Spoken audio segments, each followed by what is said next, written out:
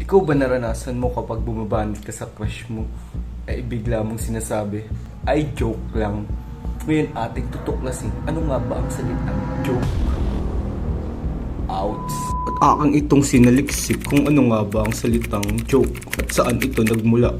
At aking natuklasan na ang salitang joke ay nagmula sa salitang Latin o ang ibig sabihin meaning to jest or deceive.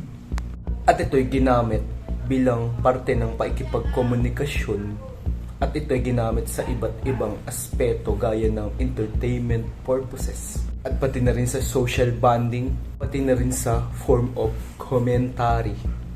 At ang joke ay often na nagre-rely sa wordplay, irony at exaggeration, of course to elicit para mag-spark ang laughter or amusement. Ang perception ng humor o joke can vary across cultures o individuals, making jokes as a dynamic aspect of human interaction.